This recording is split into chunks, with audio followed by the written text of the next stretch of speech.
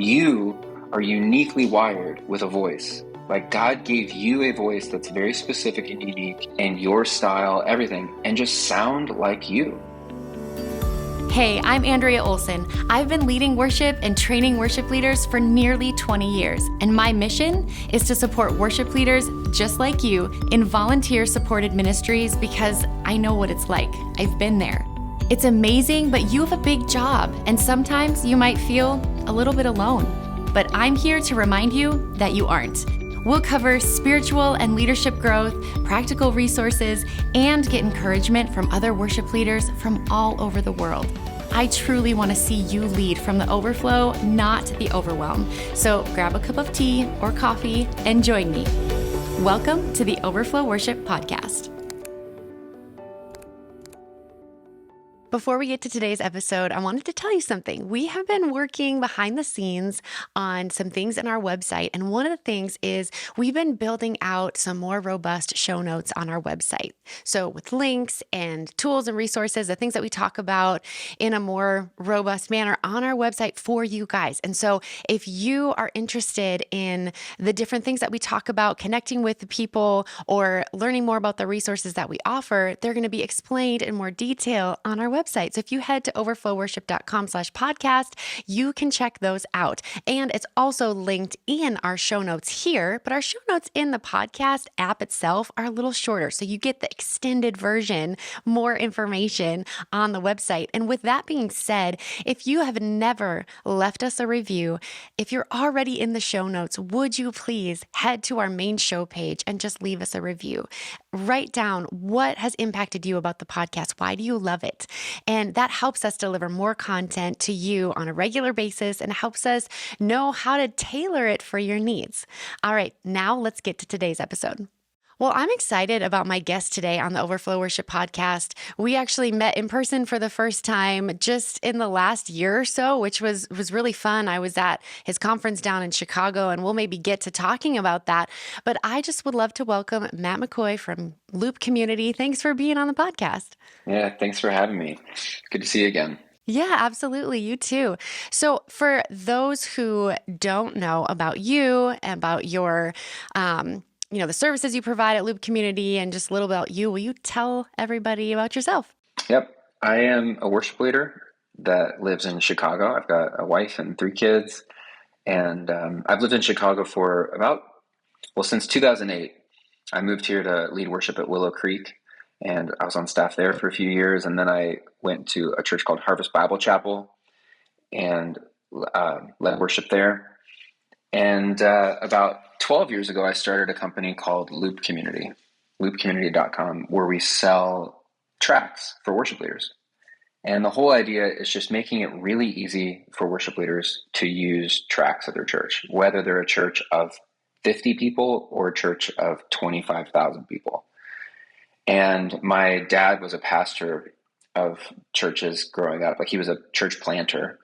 And so I grew up constantly around, unloading a church trailer and setting up in a school auditorium, having minimal resources, like not many people to play in a band, and also not a lot of money to actually spend. And so I really wanted to build a product that just made it simple and easy and affordable for churches to have a full sound in their worship, but not also break the bank.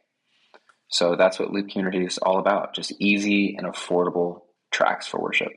That's amazing. I actually came across Loop Community early on if you guys started in, let's see, what year did you say you guys started? I started it in 2011. No, 2009. Yeah. 2009. 9. Okay. Yeah. I mean, it was probably really early on then in the beginning years. And I just remember being so excited about it because of exactly what you just said. I was in a small church. We didn't have much for budget and didn't always have a full band. So that is really cool. It's changed a lot over the years. Tell me about how it's changed. That was my question. Yeah. Yeah. Because, back, when we first started, literally we were just a WordPress blog and we were selling MP3 files. And the MP3 file would be like a single MP3 file that had a click on the left-hand side, like pan to the left, and then a track of some sort pan to the right. And we would sell those MP3 files, and people would load them onto like an iPod or a phone, Yeah. or it's hard to even remember what the technology was then. But, and you would, I think some people even burned them to a CD, and you would just play Yes. the MP3 file, and the band would play to the click and the audience would hear the track. The problem though is that like you had to stay exactly on that click. If you ever got off it, it was a total disaster. You'd have to like stop the MP3 player. You also had to follow that track exactly as it was. Hmm. Like there was no changing it. Like you played that song the same way that MP3 was laid out every time you played that song.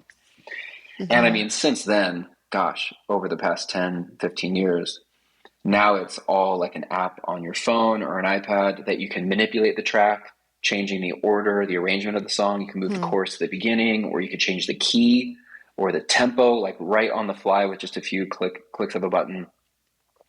The technology has just gotten so much easier to use, where it was kind Hmm. of like more, even though it was easy, the type of people that were using it then were more of like the nerdy type, people who just Hmm. wanted to use computers and play with technology on stage. There was kind of like Yeah. a just a nerdy type of a worship leader that wanted to do it. And Yeah. now it's not just the nerdy types and the computer techies. It is like my mom who like Hmm. can barely like operate her iPhone. But she like people like that, like all volunteers, people with all tech backgrounds, like they can use tracks. It's just easy to use and simple. So, and that's been the mission of Loop Community for the past decade. It's just how do we make this simpler? Because it was too complicated. It required too much. Yeah, absolutely. And I love how you've simplified it because you're exactly right. I mean, there's so many worship leaders that I work with who over, let's say even 7, 8 years ago, they were like, well, we want to use tracks, but it's really overwhelming because Mm-hmm. there wasn't a lot of just even not that long ago of resources that made it feasible for somebody who's not, like you say, a tech nerd or someone who just loves messing with technology. And so I Yeah. think that's amazing that it's accessible for the local church because that's what we need. And I think that's amazing. Yeah. Yeah. So tell me a little bit about this whole idea of, we talked about this a little before we hit record of finding your own sound because I can see it where like with Loop Community, that's what you're doing, right? You're making this accessible for the local church. You're making tools and resources accessible, but also you're supporting them as they are finding their own sound and building their own sound. But I don't know if you've seen this, but when I've worked with worship teams in the past, they're like, well, don't we have to do it just like the recording or don't like how do we modify this for the 3 people we have on stage because it doesn't translate very well from the recording. So let's talk a Mm-hmm. little bit about that, how teams can really lean into that and find their own sound. Yeah. This is a topic I love talking about because it's so also complete opposite of what you would think a track company would talk Yeah. about. Because Yeah. we are selling tracks. Like we are selling, like if you want the original tracks for Same God by Elevation Worship, you can buy those tracks from our website and play with Yeah. them. And you literally could have the electric guitar or the keyboard sound or the actual bass performance from Elevation Worship at your church Hmm. by using our products. Yeah. However, something I'm really passionate about is that I think that there is a danger and a risk that worship leaders feel this strange pressure to sound Mm. like someone else. I remember when I first started leading worship as like a 13-year-old kid, I felt like I needed to sound like the people I was influenced by at that time, which was all the British guys. It was Martin Smith and Matt Redman and Tim Hughes. Yeah. And it's so funny because when I go back and listen to like recordings of when I led worship back then, like I literally was singing with a British accent. And it's like, I laugh at it now, but looking back, it's like I was actually trying to sound like them. And I Yeah. think that it's kind of sad actually, because I'm like, man, I wish that somebody would have pulled me aside and been, Matt, you don't have to sound and sing like Matt Redman. Like Yeah. you are uniquely wired with a voice. Like God gave you a voice that's very specific and unique. and your style, everything, and just sound like you.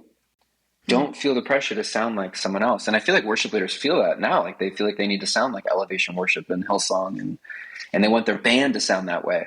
And Yeah. we can be hard on our musicians too, because we're like, okay, you didn't play that song exactly like the recording. Yeah. Yep. And yes, we do need to like pursue excellence and try to sound like give it our best, like the best we can. But that doesn't mean we have to match exactly like what someone else's best is. We can do our best. And so I'm like on a mission to just try to encourage worship leaders to stop feeling like you have to sound like these other worship bands, because your church has a unique sound. Even the sound of your congregation singing is going to sound different than the sound of a congregation singing down the road. It's a different choir. It's a different group of people Yep.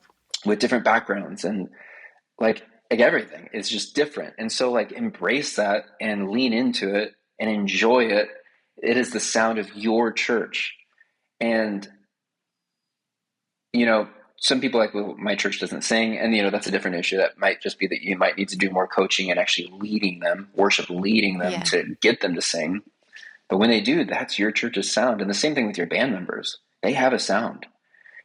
People who play an instrument like a guitar, drums, everyone has a style, like a unique way of playing chords, a unique way of holding a guitar pick, a unique way of using guitar pedals. And we just need to tap into that and encourage it, not be like, well, we need to sound like this guy. So learn.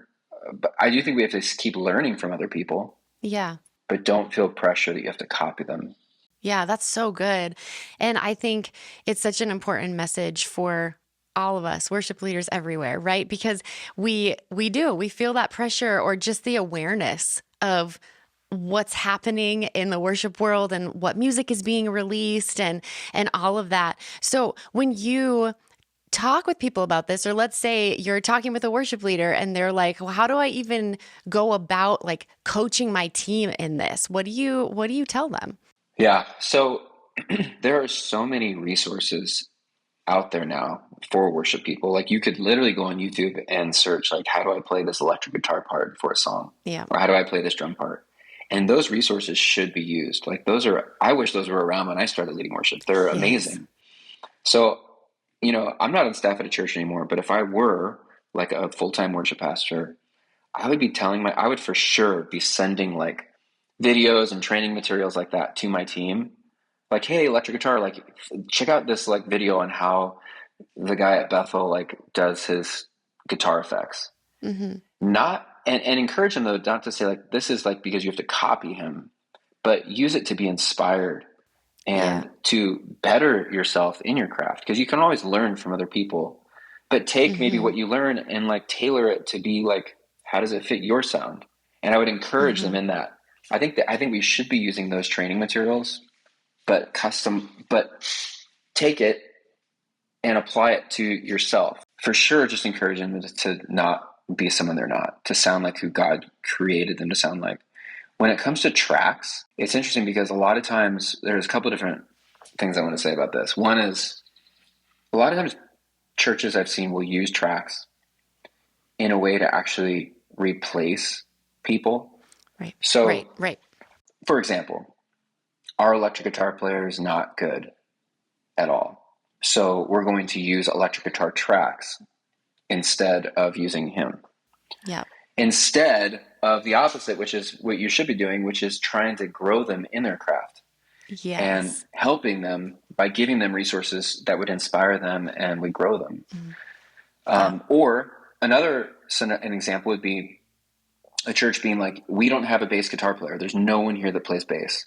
So we're going to use a bass track, which Yeah. is fine in a temporary situation, but don't just Yes. stick to that and be like, well, we don't have anybody that play bass. When you've got maybe like 12 kids in the youth group and these young, like 12-year-old kids, who maybe are showing interest, you could actually teach one of them to learn to play bass and Mm-hmm. raise them up to play bass in your church. I would not be doing anything that I'm doing today, worship-wise, if a guy named Micah at my church when I was like 12 years old literally just saw me show a little teeny bit of interest in guitar. I didn't even know how to play, but for some reason, I don't know why, but there was a guitar in the youth room and I was just like showing some interest in it. And he was the worship leader of our church. And he then spent every Wednesday for the next 2 years pouring into me and two other kids that were 12. And he basically built a little youth band. He taught me how to play guitar, how to lead, how to sing. He taught another kid how to play bass, another kid how to play drums. And he came every Wednesday and worked with us.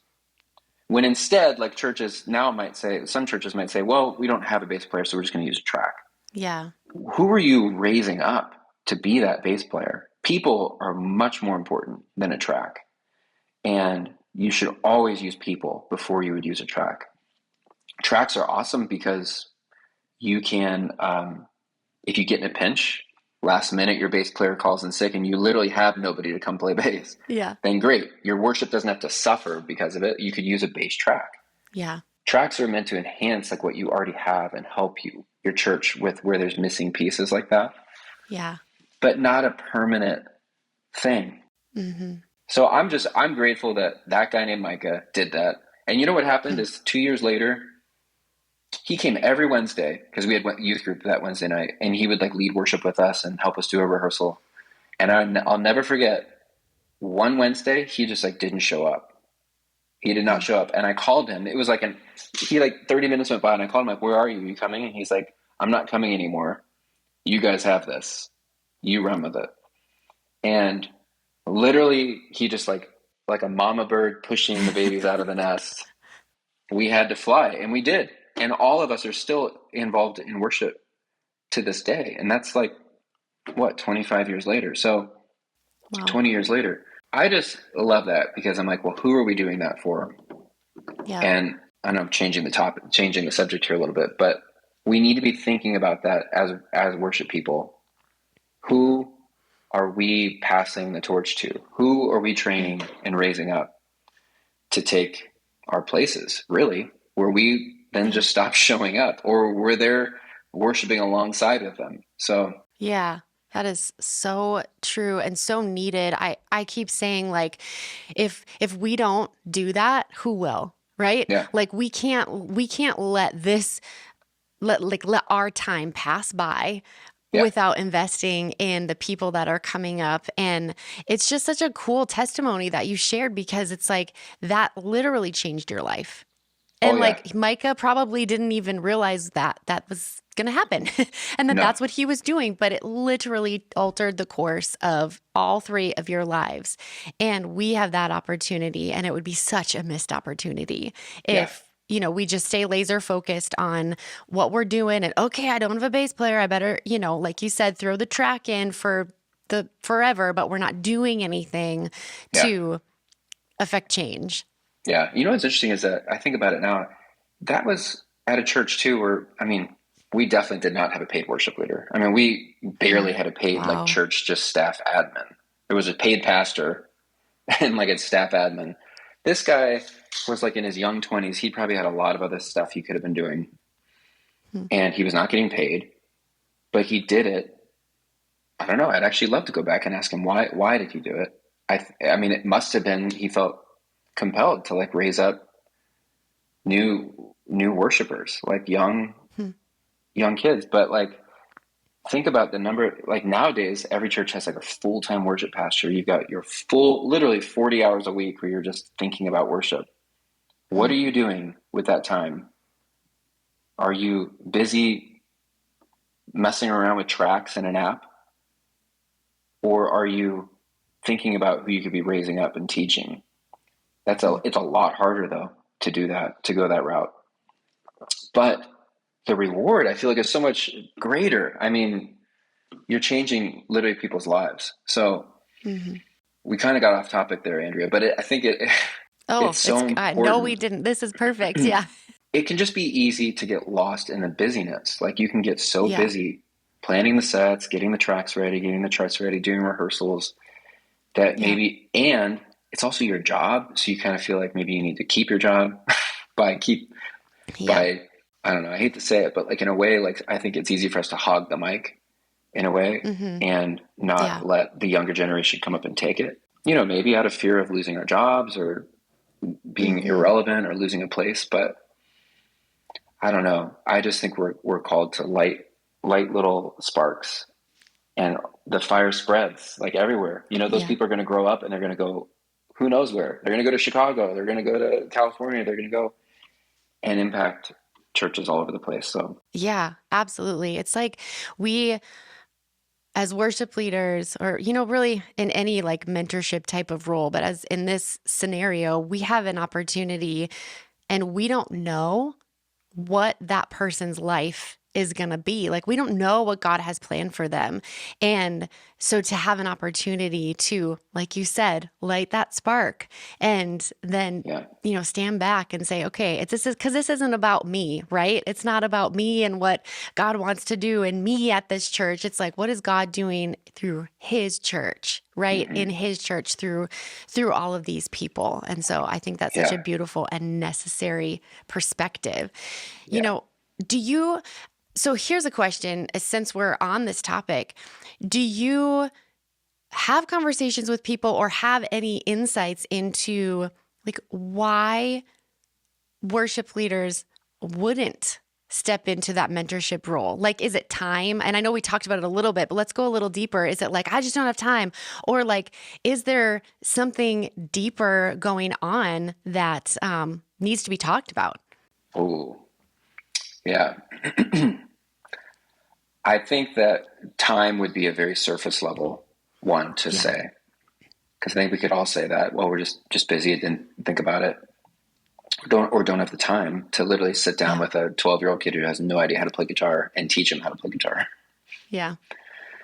I don't know for sure, but I would think that my hunch though is I don't know. I think that it can be hard we kind of want the stage, and maybe it's hard to give it up.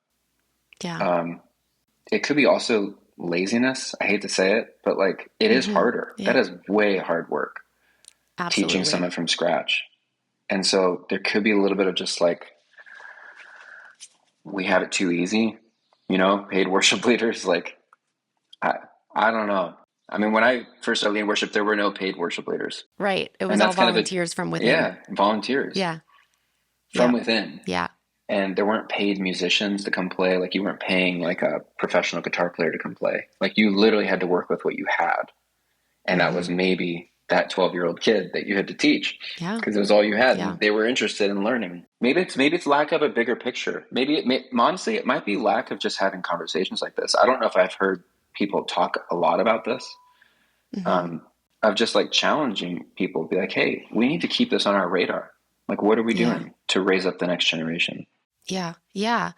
Well, and I wonder, like, because I think back to when I started, and I would have loved to have somebody come alongside of me in my role as a new worship leader and just be like, this is how you do this. Because I had musical training, but I didn't have like ministry training, Yeah. really, like what it looks like to be on staff in a church. And so I wonder, like, is there a gap where, we as the current worship leaders weren't modeled that? So we're trying to figure out, like, well, no, don't I just like take the stage and take Right. the reins and go? I don't I'm know. I paid to do guess, it. yes, exactly. And I don't want people wondering, like, well, where is she? Why isn't she on stage? Don't we pay her? Yeah. Yeah, I wonder if that's part of it.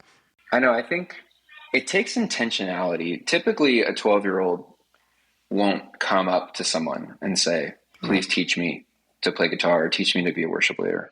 Yep. It takes intentionality actually for that person to be looking for it. Maybe it is a busy thing. Like, we've got other things on our plate and we're not Yeah. thinking about like, wait, who, kind of like walk down to the youth room and observe and see what's going on. Like, what kids are down there? Like, what do they have going for worship down there? Like, Yep. maybe there's kids who, we have a thing in our town called School of Rock, Mm-hmm. which I think those are like all over the place. But it's like basically a music school Yeah. where parents can send their kids to literally learn like how to play in a band. And they play guitar and bass and drums, and then they play like rock and roll songs. And sometimes I walk by and I hear them because they're playing so loud. but they're having a great time. Hmm. And I'm thinking like, wow, we should be doing that in churches. Like churches should be doing that. And I know they are, Yeah. but like that was like my youth band. And I just think we need to maybe be more intentional about it and actually thinking Yeah. about it. You know, if I were senior pastor, I would put that on a job description for a worship leader. Yeah. You're not For just doing sure. rehearsals for the main adults. Your job is to also like build up a youth ministry band. Mm-hmm. Yeah. Spend an Yeah. hour a week, just an hour a week. Yeah. Spend an hour a week hanging out with like 3 or 4 students in youth ministry and like help them build a band. Because if School of Rock is doing it and teaching them how to play Aerosmith and stuff, like why are we not doing that? Oh, 100%. And it's like that bigger picture that you mentioned, if we zoom out and think, well, what is this going to do? Well, those kids are going to get plugged into the church and like want to be here. And Yeah. then they're going to play on the worship team on Sunday mornings too. Like this is building into a long-term relationship. And I Yeah. think that is so powerful. And I mean, from personal experience, and I'm sure you've felt this way too, like anytime I have stepped into a youth scenario, I just helped our church, in the last 2 years rebuild their youth band. You get in that scenario and it is like, okay, if I do nothing else in my life, like this is it, because these Yeah. kids are so like, they're just in such a transformational time of their life. And so they're so impacted by somebody coming alongside of them and saying like, I see you, I see Yeah. gifting in you, and Yeah. I want to support you. And I just think that's so powerful. It is. And it's also, you can also bring a whole family to church through that. Mm-hmm. Not only are you getting like the students like actually interested and they want to be there, it probably is also something that keeps the mom and dad there too and engaged if they're not already. Yeah. But so there's a lot more at play there, and it's way bigger than tracks. And if I were running a student youth band, we would for sure use tracks. I would teach them how to play to a click, and we would for sure use tracks to help fill in just like maybe a pad or something that's missing, or a shaker, or just like little elements that help it sound better.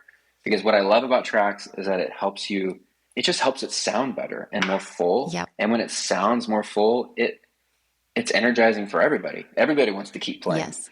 So I would 100% teach a youth band how to use tracks and use them as a tool. Tracks are also a really great training tool where you could say like, hey, because sometimes when you're listening to an audio recording, you can't actually totally zero in on like, wait, what's the piano playing exactly? Yes. Because it's buried in the mix. But with tracks, you could actually solo that part. You could send that piano part to your piano player and be like, hey, here's what the piano part sounds like, or here's what the electric guitar sounds like. Yeah. Well, and I think it builds them as better musicians, just the click alone, right? Like just being able to play with a click, it just catapults their capability as a musician. And they hate it at first. Like my daughter, she's 13. She was like, I hate this thing. But now she's like, I really love the click now because it helps us, stay together. So yeah. I agree. I love tracks for their versatility and just all the abilities that it gives us. So once you learn to play to a click, it just kind of disappears. You never really hear it. At the beginning, when you're first learning and you're like, oh, I got to stay to that. It is kind of annoying. But once you're like on the click and you're used to it and it's easy, it disappears in the mix. You don't even hear it. So I love the click. Whenever I teach workshops on tracks, I always ask people like, how many of you are playing to a click? That's my first question. And I'm like, the number one thing you can do before you even like put tracks into the picture, the number one thing you can do to like really enhance the sound of your worship band is get your band on a click, because otherwise people are speeding up, some people are slowing down, and it just starts sounding like muddy and like disconnected. And music is supposed to sound connected, like you're actually playing together and at the same time, at the same tempo. And like a click helps you do that. It's like little train tracks that just keeps everybody on the same tempo, and that alone will just help your band sound just tight, like they've practiced. Yes. So absolutely. Yeah. Oh, that's so good. So we have gotten excited and fired up about investing in the next generation. We've got excited and fired up about click tracks and, using tracks to help support our growth and support our sound and all the things. So now we'd love to get fired up about what's coming up for Loop Community. So tell us, like, what's on the horizon that you're looking forward to with Loop Community? We have like kind of in the past year started taking Loop Community back to its original form, in that for a while we were selling tracks that are just the original tracks from a record, like from an album. And that includes tracks like bass and acoustic guitar and piano and electric. But we launched something called enhancement tracks, which I really love. And these are tracks that I use every single week now because they're not real instruments.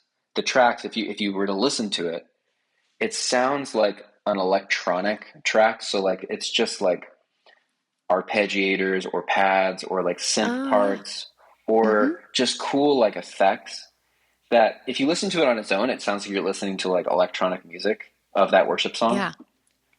But what's cool is that it doesn't replace people, because most churches don't have people that actually play these elements that these tracks have. So these are called enhancement tracks because they're meant and designed to really just enhance what you already have. Like real musicians playing instruments, great. And then you can just use these enhancement tracks to come up underneath to just help beef it up and fill out the sound. Because what I found was that like when someone bought like the original track that has like drums, bass, guitars, keys, whatever, people would mute and not even use like 90% of the tracks. Sure. But with enhancement tracks, you can use like all of them, like every stem that comes with them. So I love enhancement tracks, and those have launched. Those are at Loop Community. But one thing we are launching soon is a subscription that makes it just really affordable to get those tracks, where you can have a certain number of tracks a month if you pay monthly for it. Because right now it's all just a la carte. But the subscription actually will end up making it cheaper. So if someone's really committed to using tracks, I would say like, yeah, do the subscription.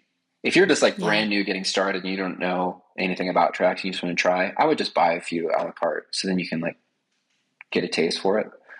But the track subscription though is something that is really exciting, because really up until this time, no one has done a track subscription. Everything has been a la carte.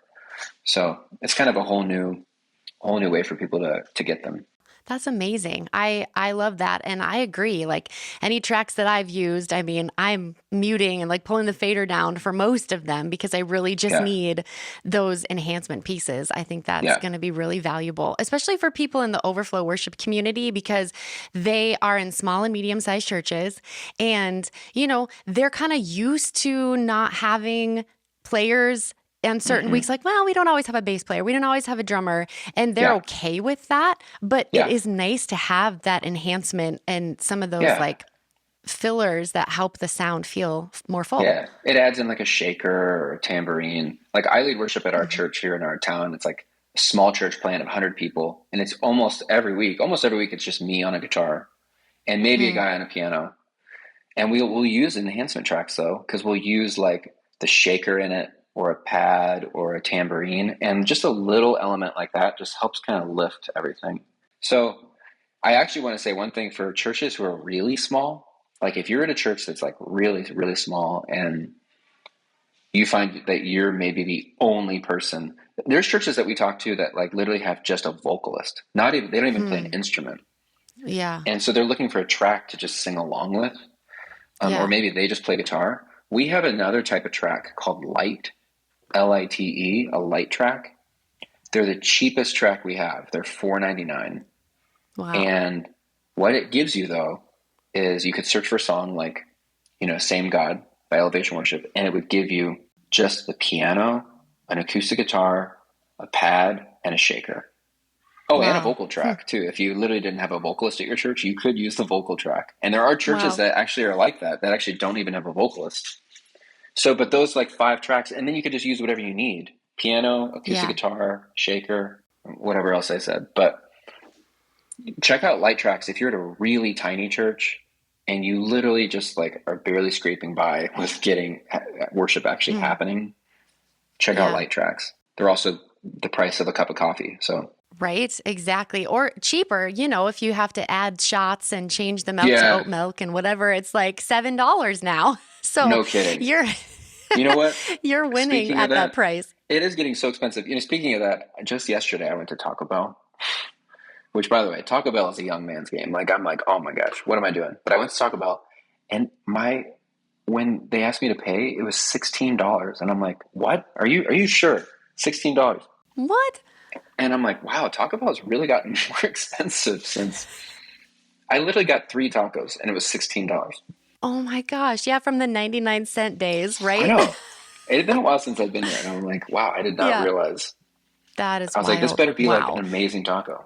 And I better love it this. was. Is there gold in here somewhere? Yeah, right. Yeah. Well, Matt, I have loved this conversation. Thank you so much for taking the time to encourage our community today. Where can people find you, whether it's website, socials, so that they can connect with you? Yeah, you can check out loopcommunity.com. We're on all socials just under Loop Community. If you want to reach out to me directly, you can find me on Instagram, just Matt McCoy, or on Facebook, Matt McCoy. And yeah, I'd love to talk with you or help you however you need. Amazing. Thank you so much, Matt. I really appreciate you and all that you're doing to invest in the church and in worship in the church. We're grateful. So thanks for the time today. Same to you. Thanks for having me. Absolutely. All right, everybody. That is it for another episode of the Overflow Worship Podcast. Thank you for being here. Until next time, keep on thriving.